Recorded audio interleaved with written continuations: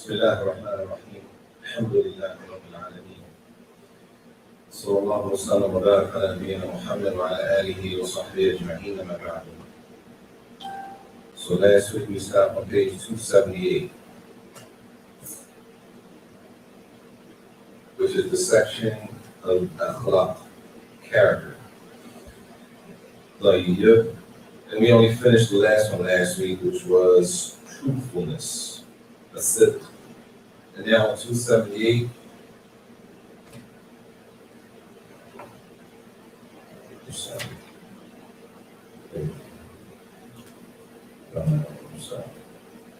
Yeah, 280. We start on page 280.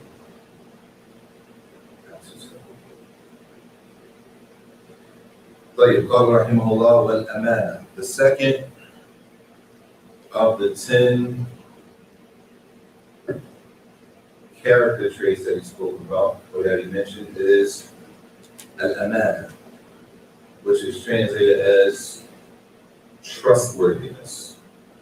On page 280, Sheikh said trustworthiness. And here, trustworthiness,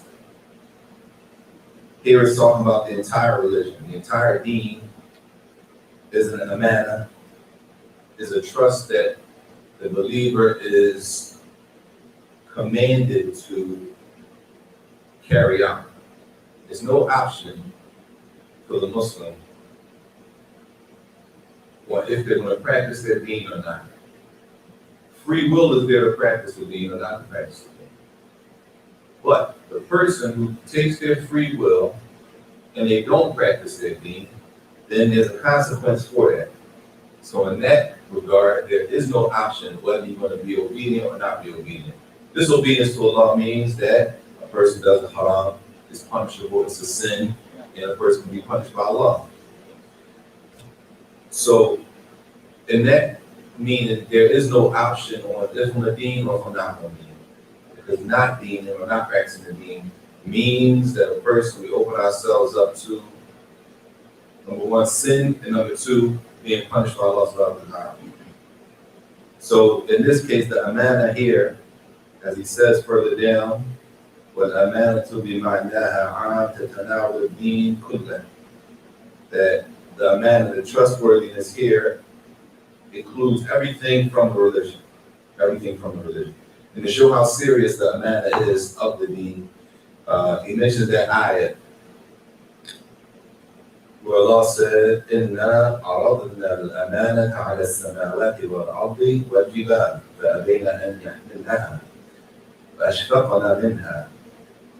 Where Allah says that the amana was, and this is on page 280, we offered the amana, as it says, the trust, the moral responsibility, or honesty, all of the duties that Allah has ordained. Carrying that, it was offered to the heavens and the earth and the mountains, and they all declined to take on the trust. Somebody can trust you with something, and you be like, that's too much, I ain't going to fulfill it, right? I need to do something for me, you can't fulfill the trust, so you might deny it later. When it comes to carrying a religion and everything that goes with the deen, it was offered to the heavens and the earth and the mountains, they all denied it. They all denied it, they declined to bear it, they were afraid of it. They were afraid of what? Not upholding it. Not doing what they're required to do when they were entrusted with something. And then Allah said, but mankind accepted the trust, and mankind is unjust to himself and ignorant.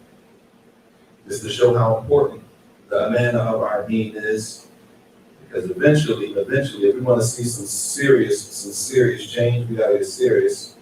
The men and the women, the brothers and the sisters, really gotta get serious if we really want to see some change.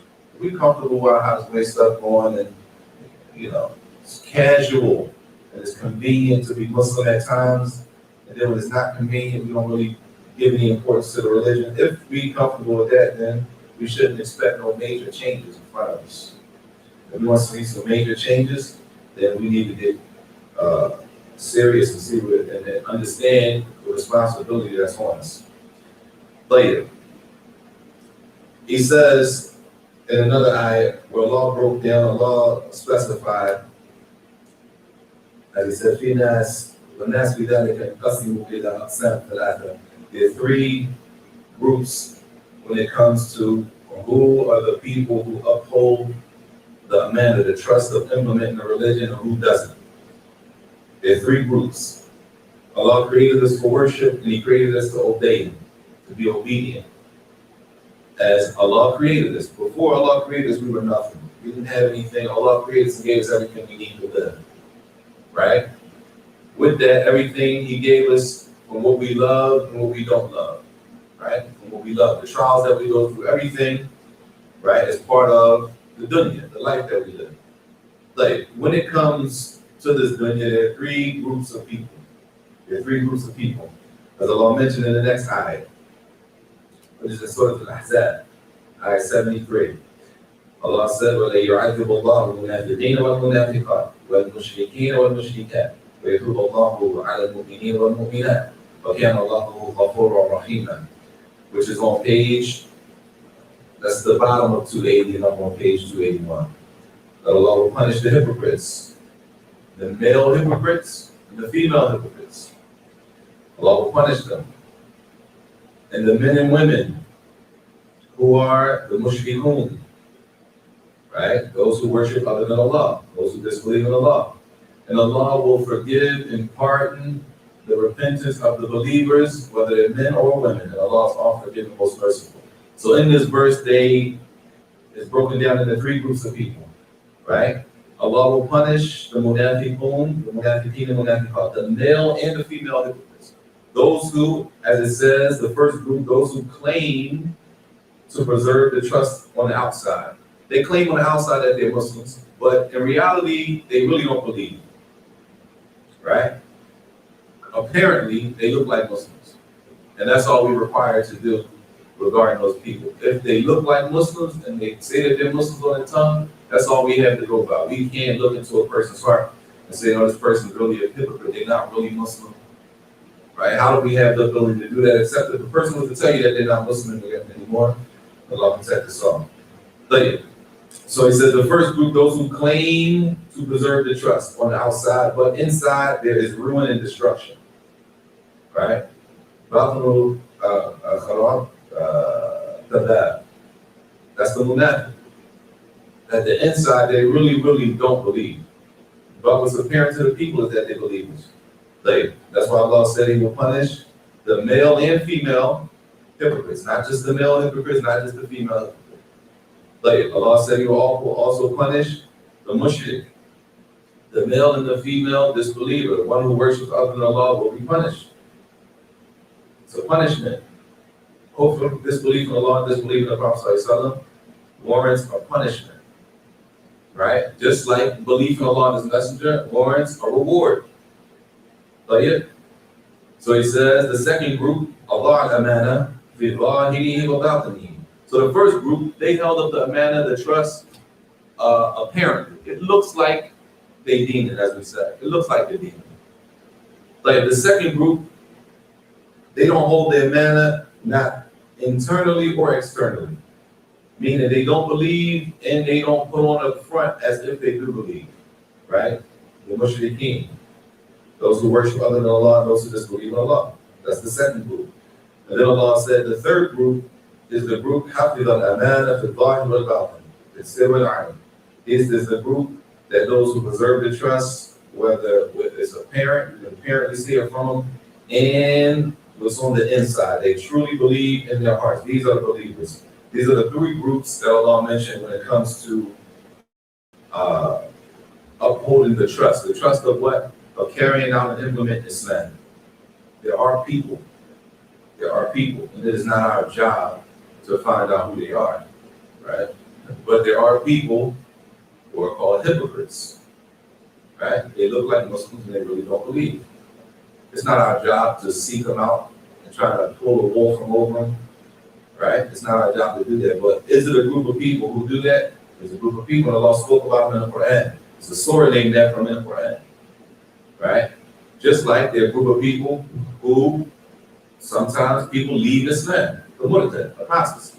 Apostasy is real. It's not something that is uh, just spoken about in books and chapters written on how do the Muslims deal with a person who apostates from religion, which removes the idea that once a Muslim, always a Muslim, right? Once a Muslim, always a Muslim. That idea is not true. Islam has rules, Islam has beliefs, and if those rules are broken or if those beliefs are excluded or not believed, then a person is not considered a Muslim. Now, if they say they're a Muslim, then you can say anything you want to say, right? The person got the right to say anything you want to say. But you only when they stand before Allah, right? Realistically, every person will be raised up based on their true belief. Like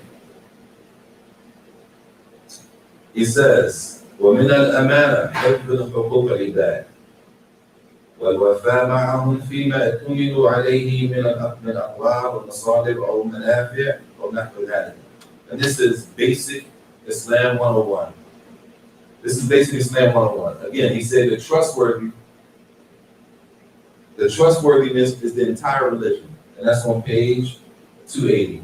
It says the trust in its general meaning includes all of the religion.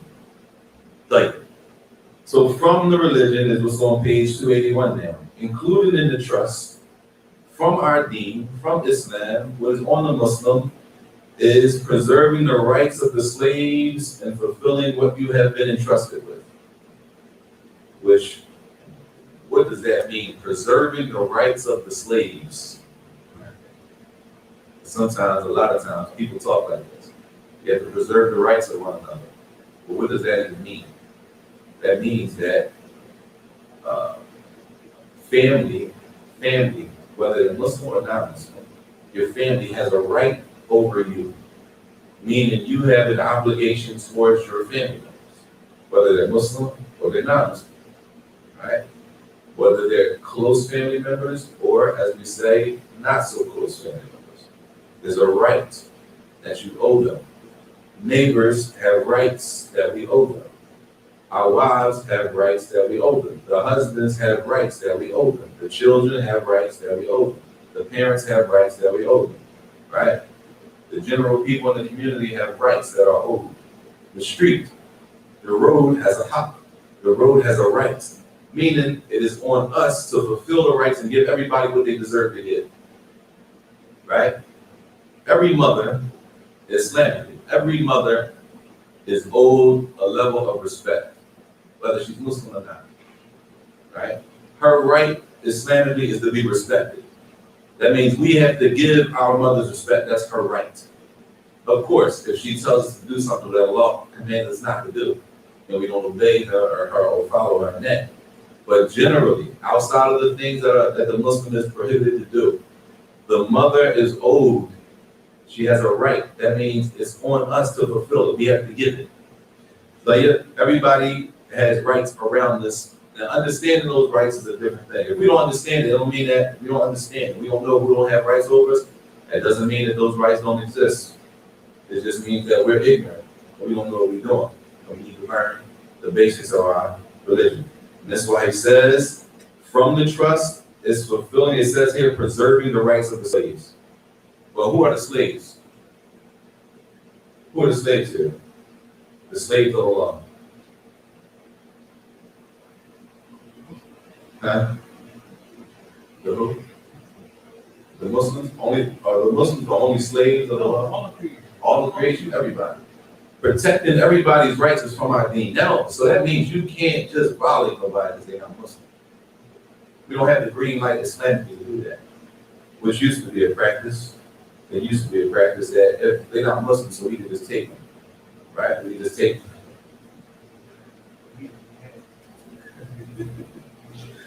We can take them for bad because they're not Muslim. Islam don't allow us to do that. Islam does not allow us to do that. And that's why it says the slaves of Allah. And in general, all of the creation, in general, generally, every human being is a slave of Allah. Every human being was created, and they didn't create themselves, they were created. So therefore, they fall under the general meaning of a slave of Allah. So protecting and giving everybody what their due right was owed to them is from Islam. It doesn't matter if they're Muslim or not. It doesn't matter only because we are only going to be respectful to the Muslims. Islam doesn't teach us that. We're only going to give the Muslims what they deserve. And the non-Muslims, we're not going to give them that because they're not Muslim anyway. Islam doesn't teach us that. And this is why it says, preserving the rights of the slaves of Allah, fulfilling what you have been entrusted with. Fulfilling the trust. A person trusts you to do something Islamically. As a Muslim, we're supposed to do it.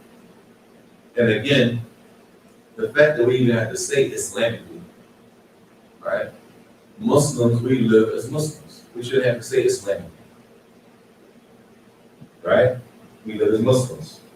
But he says, all the trusts have to be preserved. It says, and Allah will ask a person, I'm sorry,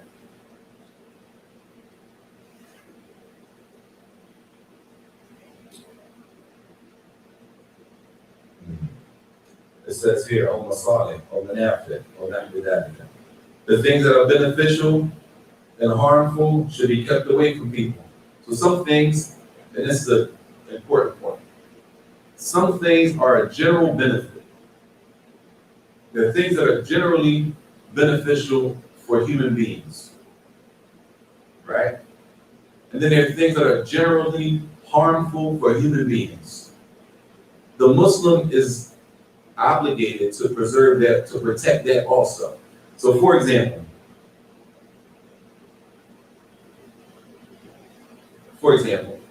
on the corner of the corner where the bus stop, right?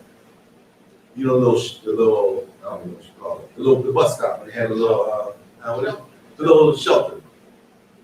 Who benefits from that? Only the Muslims benefit from that? Everybody benefits from that. Clear? This is a general benefit for Muslims and non-Muslims. For humans, animals, it's a general benefit. The fact that everybody benefits from that, Islamically, the Muslim is required to protect that.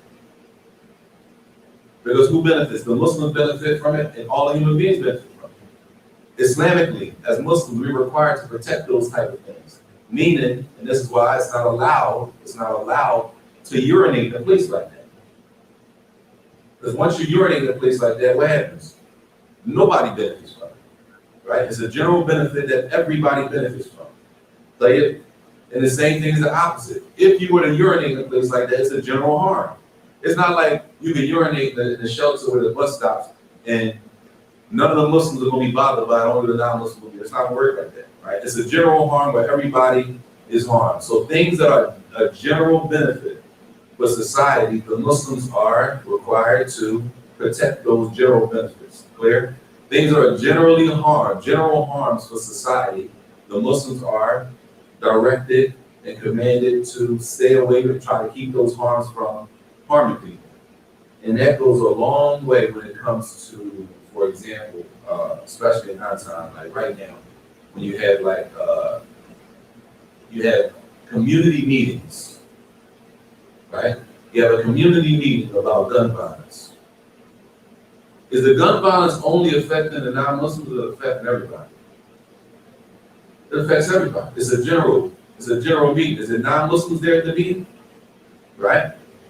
There are non-Muslims there. There are Christians there. There's Jews there. There's atheists there. But everybody's there for what? Worship?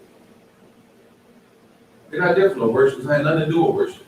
This has to do with preserving a general benefit for mankind. And the Muslims are required to, as Muslims, that's part of the amana.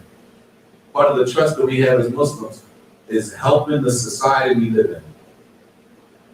Our problem is we think you can't talk, some of us think you can't talk to non-Muslims because that turns into interfaith.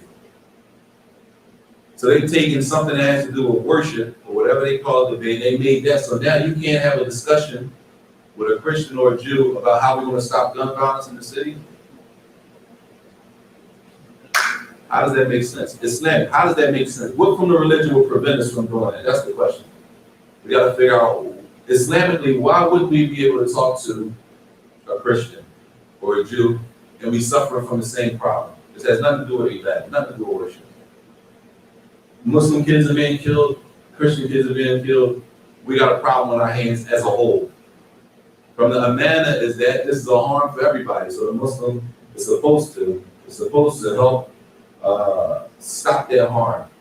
Meaning we're not just trying to stop only Muslim kids from getting killed. We're trying to stop people from being killed at all, altogether. We don't say this Muslims don't believe, well, as long as it's not Muslims getting killed, we could be at school. No. Part of the amana, part of the trust of our deen is that the protection is for the society, mankind in general. But that part is not even translated in the book. I'm not sure. But this is right there where it says on 281, it says the people must preserve all of the trust, and Allah will ask them about this on the day of judgment. Before that, it says the masalih or manafit. The benefits, I'm sorry, not the harms. It actually says the benefits. Anything that's beneficial should be preserved. And those benefits could be a maslahat am. It could be a general benefit that not just Muslims benefit from, but the whole society benefits from. Later, he says after that, وَحَوَاسُ الْإِنسَانِ كُلُّهَا أَمَانَةٌ. He says, and this is important,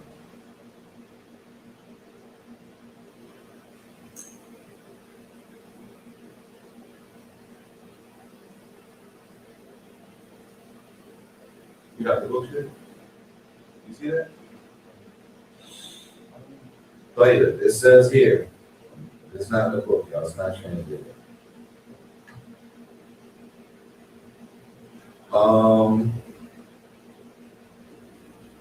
It says here, حواس الإنسان كلها أمانة والله سائله عنها يوم القيامة. طيب. All right. Even if it's not translated, it makes sense if you look at it and listen to that. It says that the senses that we all have, the 5 senses we have, right, are all in a manner. Allah trusted us with our eyesight. Allah trusted us with our ears. Allah trusted us with our touch, right? Our smell and our taste. These are all an amana that Allah trusts us with. That Allah is going to ask us about Yawm al-Qiyamah. And that's why the verse on page 281 says, "Inna as-sam'a wal-basara wal-fu'ada kullu ulaika kana anhu mas'ula." Verily, the hearing, the sight, and the heart of each of those, you will be questioned by Allah. On what? On the senses that Allah gave us, that Allah will question us on the day of judgment about what did we do with our eyesight? What did we look at? What did we watch on our phones, in our houses, on the computer, right? What do we allow ourselves to watch with the eyes that Allah gave us? That some people, from Allah's wisdom, He didn't give eyesight. From Allah's wisdom, He didn't give some people eyesight, right? Some people, He didn't give the ability to hear from birth. No, right? Later, but Allah trusted us with eyes that we're supposed to do the right thing with. He trusted us and gave us the sense of hearing, and we're going to be questioning about that Yawm al-Qiyamah. And this is why we have to be careful about what we watch. Everything is not worth watching. Every video clip that goes around and goes viral is not worth watching. Some things are so evil, when it enters the heart, it's hard to get out of it. It's hard to shake it once you see it. Some images are so strong, once you see it, it's difficult for it to shake it off your heart. It keeps bothering a person. That's why you got to be careful about what you watch. Everything is not worth listening to. Every conversation is not worth listening to. It's possible we hear things and then it becomes a fitna, right? And it's difficult to shake, and you can't get it off of you. And then you might be tested with that for a long period of time. And that's why the fitna of music is so difficult to shake, because what music does to a person, and the reality of what music really is. We act like music ain't no big deal because that's what we come up on. But music is a big deal. Music is serious. They use music for therapy. That's how strong it is. Music is serious. Instruments are serious. Instrumentals. Instrumentals, man. We want to act like just because that's where we come from, it's okay. Nah. What is an instrumental? Anybody, we all come from music. Anybody know about music? When you hear a certain sound, it makes you feel a certain way. Hands down. And if we want to deny that, because sometimes we don't want to be real, we want to deny that. Well, the doctors, that's what they say. That's why they use music therapy. They use music therapy. They play certain sounds of music in order to get a person in a certain type of mood. That's what the doctor said. I'm no doctor, but we know that from listening to music anyway. That's what it does. I think that's enough. R&B. Huh? I mean, but that's the reality of it. That's why we have to be careful about what we listen to. Right now, if that door opens and a car around by the playing music 30 years ago, 20 years ago, right? You can remember the words like it was yesterday. That's a fitna. When it comes time to memorize Quran, we can't get an ayah, one verse. We struggle with verses for days. That's the fitna. And inside of that music, they could be talking about everything Allah told us to stay away from. And we can remember that from 25 years ago like it was yesterday. And then when we try to memorize Allah's words, we can't get a verse in a week, a month. We're still working on 2 verses. To show the fitna that comes with music. That's why you gotta guard and protect what goes inside of you. Whether it's in your ears, whether what you see, whether what you eat, all that has to be guarded. And that's why Allah said in the Sam'a wa Basara, but for Adam, that the vision, the sight, the hearing in their hearts, the sight, the hearing in their hearts, each of those you will be questioned by Allah Yawm al-Qiyamah. Allah later. He says after that, وَمَالُهُ أَمَانَ عِنْدَهُ يُسْأَلْ عَنْهُ يَوْمَ الْقِيَامَةِ وَوَلَدُهُ أَمَانَ. Also, from the trust of our religion, our deen, is that a person's wealth, what they spend their money on, we're going to be questioned about that. Later, children, we're going to be questioned about that. He will be trust. His wealth is a trust. And his children are a trust. We will be asked about both Yawm al-Qiyamah. Later, we say wealth, but for real, wealth. The money that you spend every day, and what you spend your money on, we're going to be questioned about. Right? And it's not, we can't look at the next person, though, because sometimes we assume, for example, if a rich person is not held to the same standards, y'all, as a regular, average, everyday person, financially. They don't live by the same standards. We all agree with that, right? We know that, right? That means somebody who has money, we say, we say, well, 100,000 of them is like $100, right? Okay, that's based on the money that they have, the wealth they've accumulated. So yeah, their spending habits are much higher than a regular everyday person who has a regular normal job, right? You can't put a millionaire in your bracket and tell them they can't spend their money because they're wasting. No, they're in a different bracket, right? Clear? They're in a different bracket of spending. So what's wasteful to them, or what's wasteful to you may not be wasteful to them, right? Based on the way they live. And this is why even in the chapter of marriage,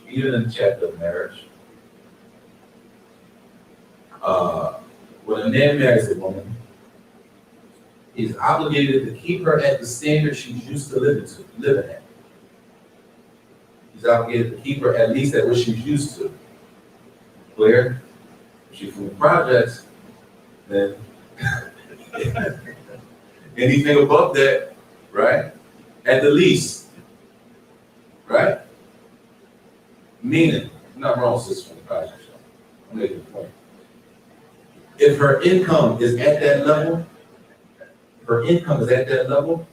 right? Then you have to maintain her at that level, whether it's in the projects or somewhere else, right? The income has to be at that level. You have to maintain her, meaning you can't take her below what she's used to living at, right? What she's used to. And I'm using that for examples. I'm going to make a difference. A person that comes from, right, the suburbs, way out in the sticks, where we know the price of living is way higher. You can't bring her and try to put her on the same person that lives in the inner city. A lower living cost, right? She's used to living a certain way. And what if you take a person from a lower living cost, right?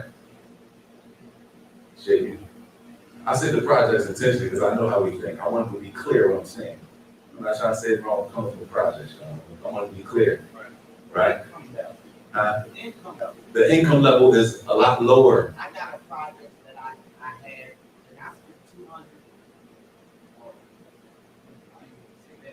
But I got a project that's way worth more than the suburb.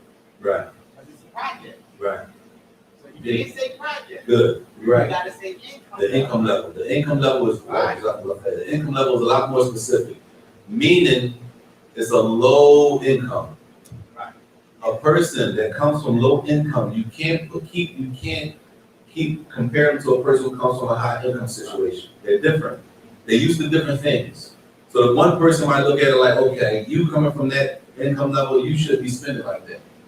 That's wasteful for you, but you can't put that on everybody else. So everybody's gonna be questioned according to their level, And this is why in that verse, the next verse is where Allah says, "Ya ayyuhalladhina amanu, takhunu Allah, la takhunu Allah wa rasulahu, wa takhunu amanatikum, wa antum ta'lamun wa'lamu annama amwalukum wa awladukum fitnah, wa anna Allah 'indahu ajrun 'azim," which is in Surah Al-Anfal. That's on 289, I think. I'm sorry. The bottom of 281. O you who believe, betray not.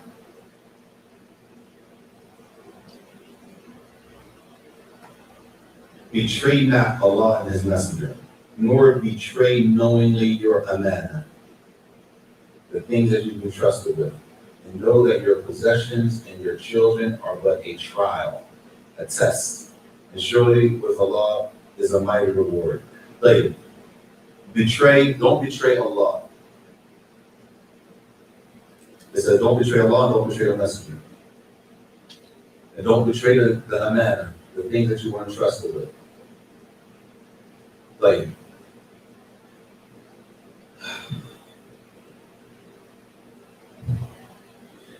Allah said at the end of that verse, and know for sure that your money and your children are a test. Your money and your children are a test. They're a trial. Based on your income level, you're going to be tested. Right? It's a test on what we spend our money on. Based on how many children we have, it's a test for us. Some of us think the more children, the better, which is generally true. But not if they terrorize in the neighborhood. If they terrorize in the neighborhood, and they're not children that you're raising upright and being like, that could be a proof against you, Yom Kippur, because those children are a trust. Not just have a bunch of kids, right? And the kids are wild. People hate to see them coming, right? They terrorize the neighborhood, and everybody know they're your children. Everybody know that's the Muslim kids from down the street, and they tearing them. That's not something praiseworthy to be proud of, right? The praiseworthy thing is the children that, at the least, hopefully, that they make dua for us when we die, and hopefully that they're productive people in the society, and that they're righteous, upright, praying Muslims, that if we die the day of the morning, there'll be kids that'll pray for us, right? So the fitna of children and how many we can have, more and more and more, that's a fitna in itself. Because you can't just have kids and don't take care of them, which is another chapter that we need to deal with. Later, he says, وهل يؤدي ما اؤتمن عليه من مال أو ولد وغير ذلك. Later, he says all of this is from the test that is put on a person from Allah Jalla wa'ala. Will a person fulfill the trust? Will a person fulfill what they've been trusted by Allah when it comes to their children? It's a test. But Allah trusted people with money. Some people have, and this we gotta understand that because you're not rich, doesn't mean you're not responsible with the trust that Allah gave you for what you have. Because I am low income and I don't have it like that, that don't mean I can just blow money when I get it. All right? That don't mean when I get I can just blow it and just be happy and just be reckless with it. Right? I'm still responsible to do with my money and my wealth what is responsible, what a responsible person would do. Whether I'm rich or not, whether I'm low income, middle, or high, it don't make a difference. Right? Everybody's responsible for not being wasteful. Everybody. Nobody has a green light to be wasteful. Whether you're poor, you're middle, or you rich, it doesn't make a difference. Everybody's responsible for not being wasteful. Now, some people have the test, and it's a little more difficult not to be wasteful because they have maybe access to more. Right? They have access to more, so the fitna of being wasteful might be a little more on them. Right? They might be tested with being wasteful because they have more access. But a person who has less access to things, they're a little more generally. The person who doesn't have much, they're a little more serious about what they have and what they lose. What can they afford to lose and what they can't afford to lose. But that doesn't mean that person won't be wasteful. The point is that nobody is exempt. Nobody's exempt from not being wasteful, no matter what class you come from as far as income. Like, he said after that, the third one, that Afaf, which is on page 282. What is chastity? It says chastity. Shay said chastity. What is chastity? What's another word for chastity? Because I don't know nobody except us. Only people who talk like this and use these type of words are people who read these books, right? Like nothing. When a person goes to a new Muslim and they say, yes, you have to guard your chastity. And it's expected.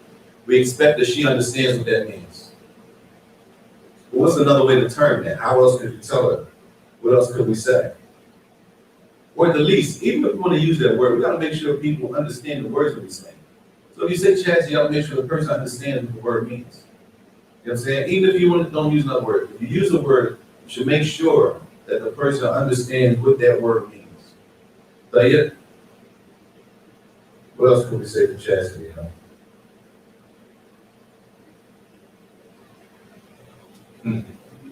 Huh?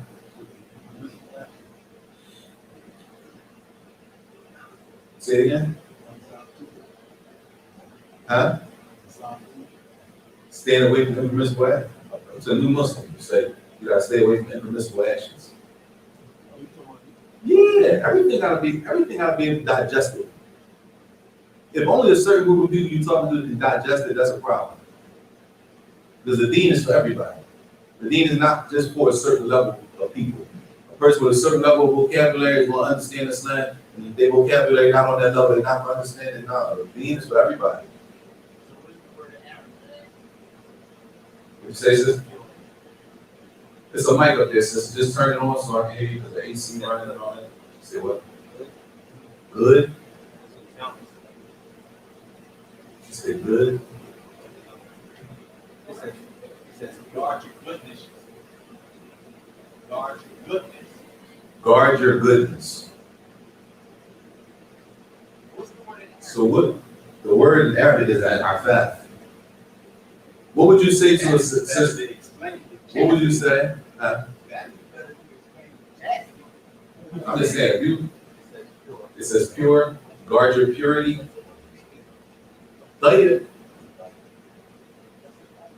Where? No. She can use that mic. It's a mic right there on the floor. Yeah, turn it on. Yeah. Oh, what'd you say? You would tell a sister to guard her goodness? Your innocence? Okay, let me ask you, sis. If you told a new Muslim woman to guard her innocence, would she understand what you meant by that? Huh? I'm saying, because I'm trying to, like, if you're talking to a new sister, she doesn't know. And you told her, for example, guard your innocence. Would she understand what's meant by that as far as what we mean by chastity?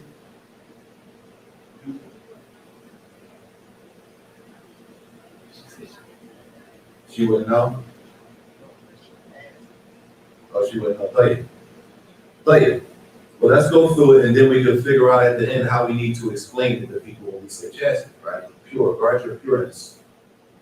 I mean, I'm just saying. I'm with you. You gotta make, huh? Guard your, all right. Guard your private part. And who Muslim understands that? They know what their private part is. Yeah, what you mean guard my private part? You gotta explain all of it. Okay, I'm just making sure we're on the same page. Yeah, you have to explain. I mean, my point is sometimes we use words that me and you understand that because we got some background. You know what I'm saying? But somebody coming off the street, a new Muslim might not understand what you mean by guard. What does guard mean? What do you mean guard my private part? You understand what I'm saying? People, girlfriend, people, boyfriend. Oh, that's what you gotta think. You gotta go Yeah, to it. You gotta go into it. The chances is But yeah, he says chastity is to avoid the impermissible actions. Everything that's haram.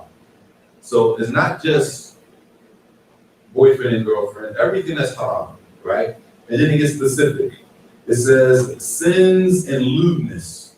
Don't be lewd.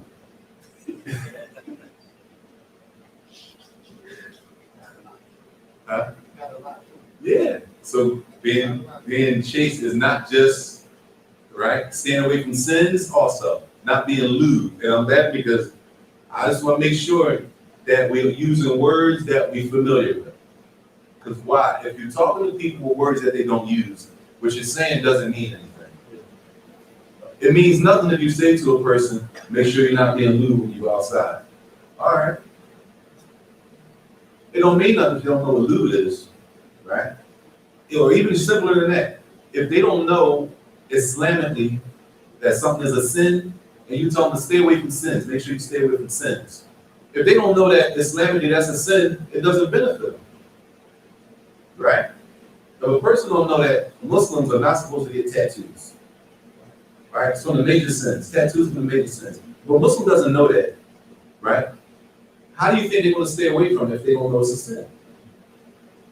And you can tell them every day, make sure you stay away from sins. Make sure you stay away from this. Make sure you stay away from this. Don't try to. But if they don't know what the Islamic connection is, it doesn't mean anything. You understand what I'm saying? So sometimes the point is, sometimes the words we use, they gotta make sense to the people we're talking to. Now, I'm talking about here, where we at.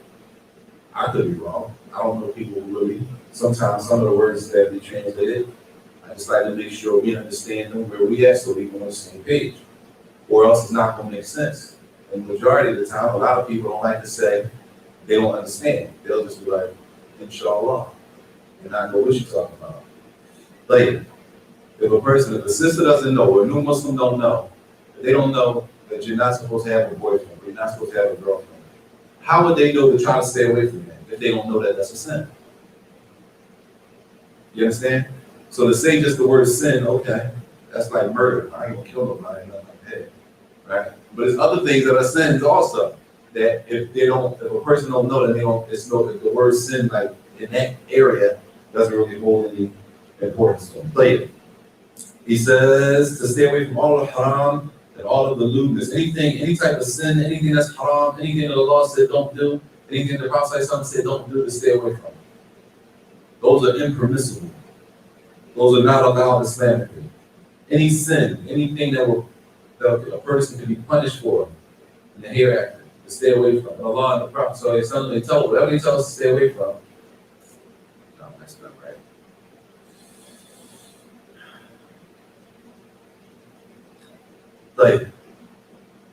Pause.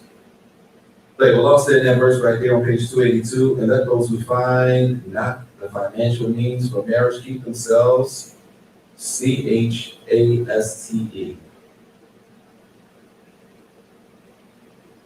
Thank you, sir. Can you look that up? Yes. What does that mean? Those who don't have the money. Those, Allah said, and let those who find not financial means, those who don't have the money for marriage, keep themselves chaste. Where's the chast? Say it in the mic, sister, the air run, I'm sorry. What does that mean? If a person sitting home reading,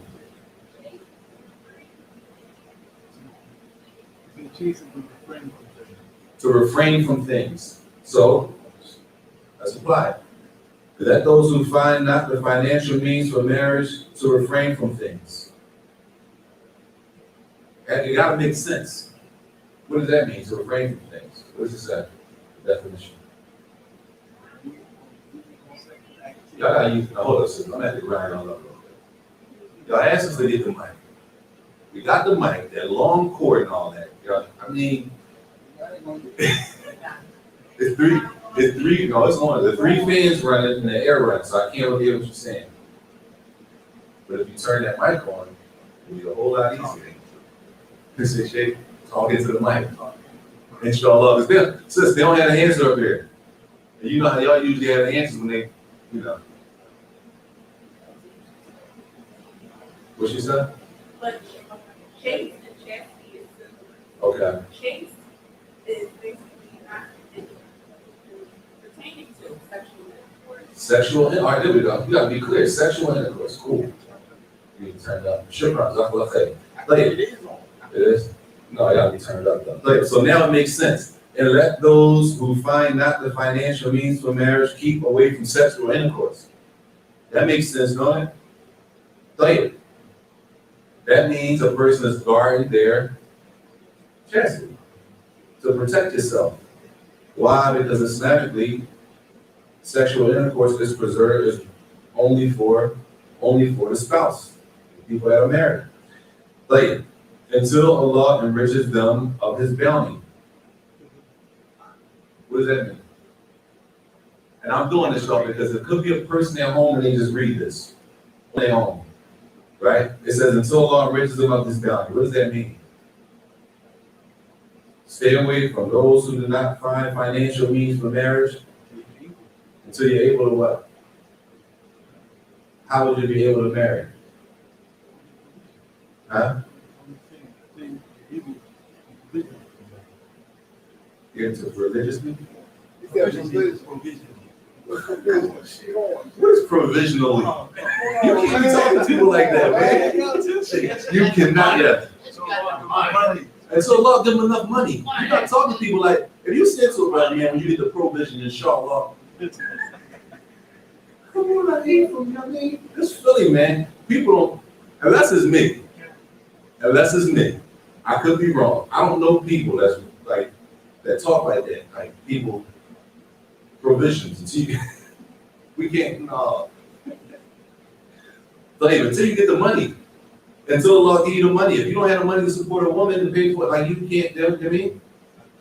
And to make it make sense. A new Muslim person has no background. The people who got background, you can say that, provisions from the bounty, but if a person don't have no background in that type of language, they might not understand what you're talking about. And if they don't understand what you're talking about, it's not that what you're saying not important. I just don't understand what you're saying. You know what I'm saying? But he says after that, which is number 4, what hayat, which is shyness. To be shy. Is shyness a good trait or a bad trait? Is this something good? Is this something good?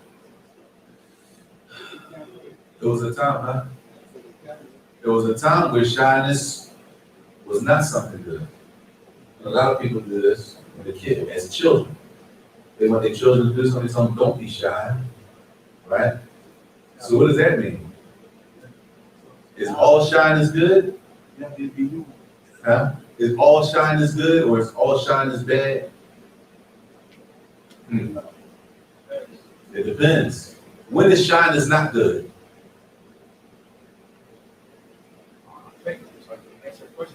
Good. Learning. When you learning, you can't be shy to ask a question. You don't know. How you gonna get the information? You just shy to open your mouth and say something. And that's when they say a closed mouth don't get fed. Right? A closed mouth don't get fed.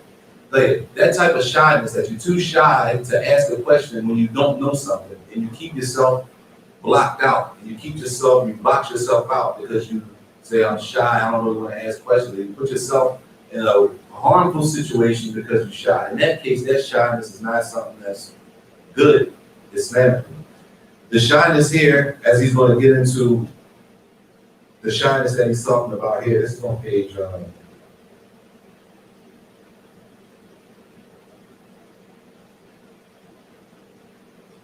at the top of the bottom of 282 and the top of 283.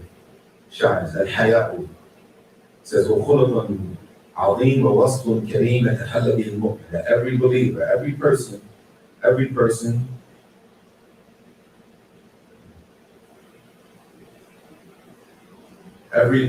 somebody has to reword this. It says, this is a great character trait and noble attribute for the Muslim to adorn himself with. Right? This is a noble attribute for the Muslim to adorn himself with. What does that mean? It's a good way. And I'm saying this because our assumption is, we assume that the reader, it's assumed that everybody understands the term adorn yourself with something. Adorn yourself with this.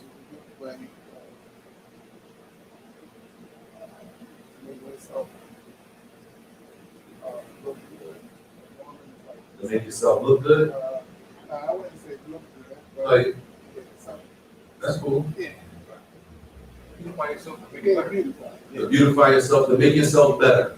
Shake.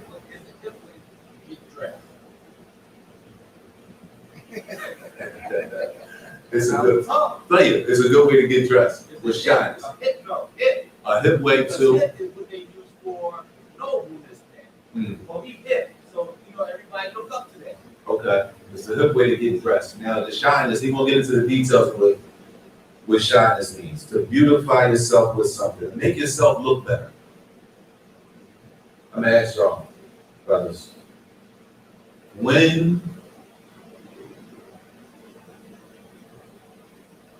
What's a good form of shyness that men generally like? I have to tell his wife how much money he got. Not in it. All right, let me rephrase the question. It don't have nothing to do with us. Okay. What is something that when men see, the type of shyness men see, and it's always praiseworthy? And a woman. Right? Is that true? So, I'm not saying that, Shay. I'm just saying, generally, is that true? Huh? Would you agree with that?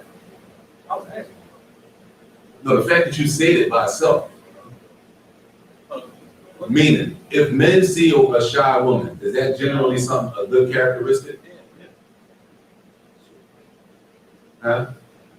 What you saying, Shay? I'm not talking about specific people, I'm saying generally. Generally, men, they say a woman who has some shyness to her. Generally, that's not a good thing?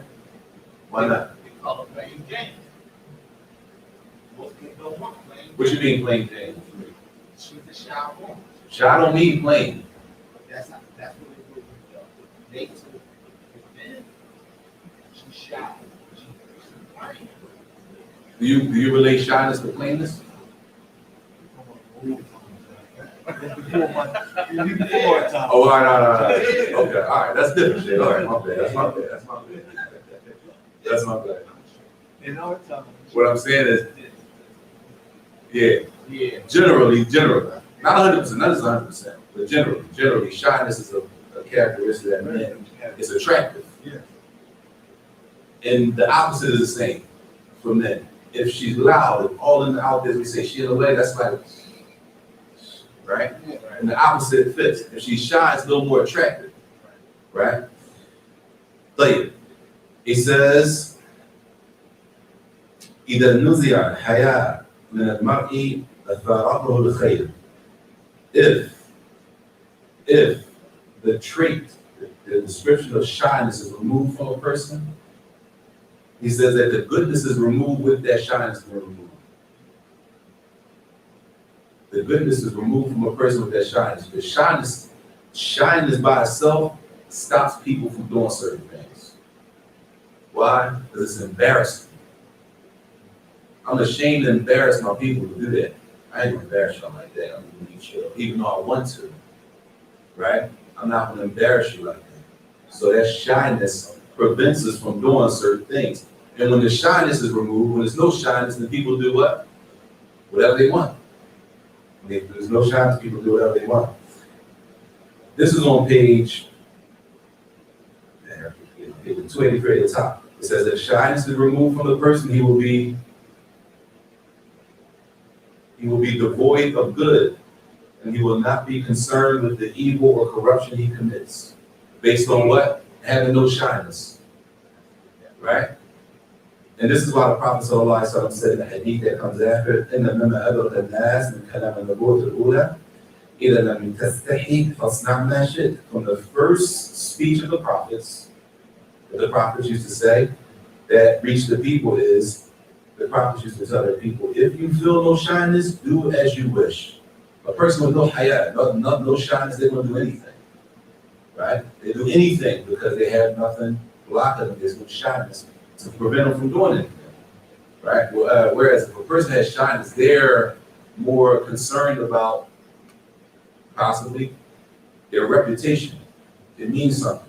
Embarrassing their family, embarrassing the people they're with, not going against the norm of the people. All of that's from hayat.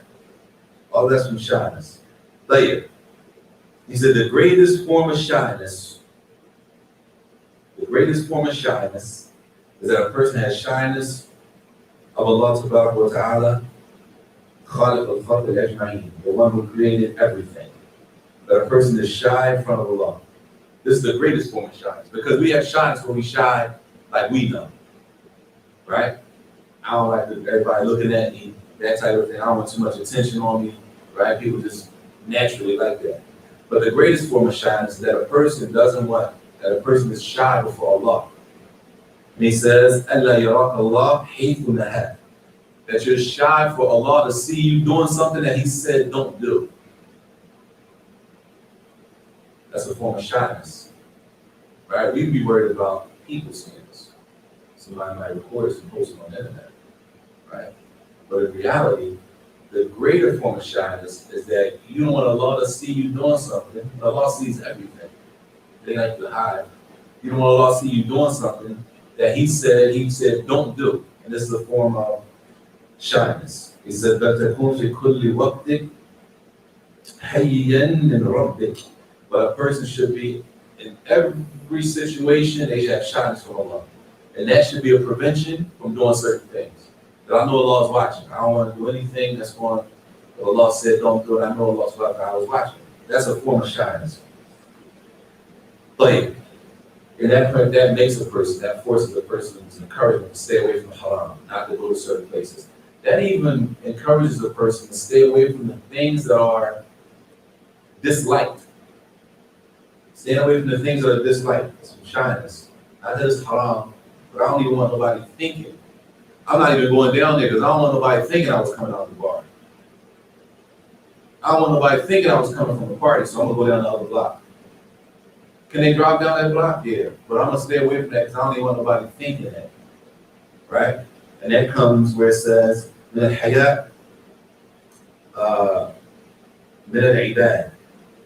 Al-Hayat min al-Ibad. So you got the shyness of dealing with the people, then you have the shyness of Allah. When it comes to the shyness of Allah, it says, أَنْ يَحْفَظَ بَطْنَهُ وَجَوْفَهُ مِنْ إِدْخَالِ الْحَرَامِ. He says also from being shy is the hadith at the bottom of 283. To protect your senses and your limbs. So the person also has to protect their stomach. And the hadith at the bottom.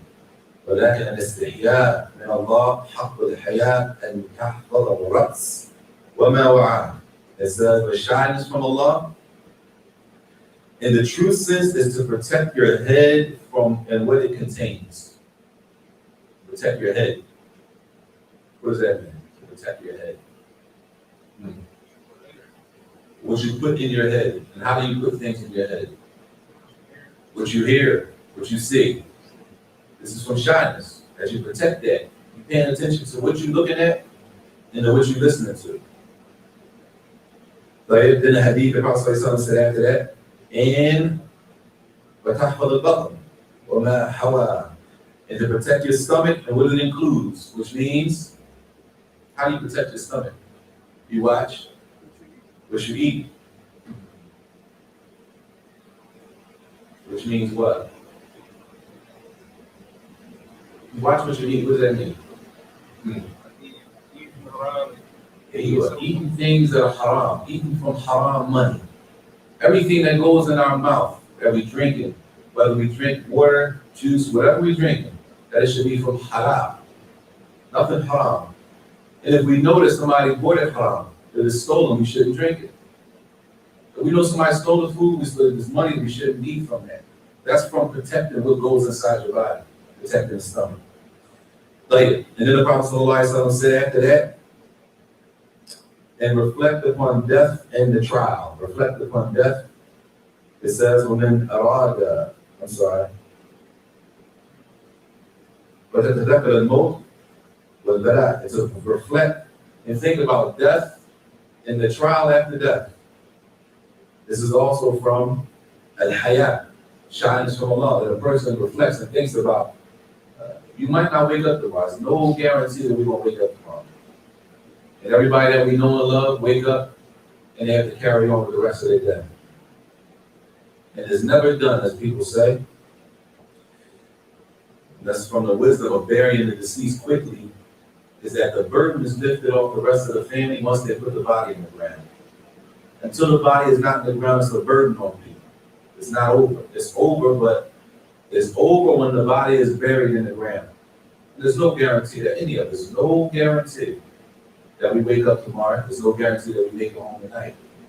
So to reflect upon death, reflect about death and dying, and what happens after death, and being sat up in the grave, and right, all of that is from hayat from Allah, and that forces a person, like many of the Salaf said, that forces you to straighten up. Understanding what comes after death, it should encourage a person to get tight now. It should encourage a person to tighten up now. And then the Prophet ﷺ said after that, and whoever desires, whoever is looking forward, it says whoever desires, whoever is looking forward to the after, the hereafter, and the reward that's with Allah, then they stay away from the glitter of this world, the glitter of this world, hayat ad-dunya, the zina of the world, the beautiful things in this dunya. It doesn't mean that haram. But a person who sees the hereafter more important, the things in this world become less important. It's not no big deal like that. And that's why you just see people comfortable with very little. They have very little, but they're comfortable. It's not a burden on them that they don't have what other people have, right? Because their eyesight is on the reward in the hereafter, right? The reward in the hereafter is greater.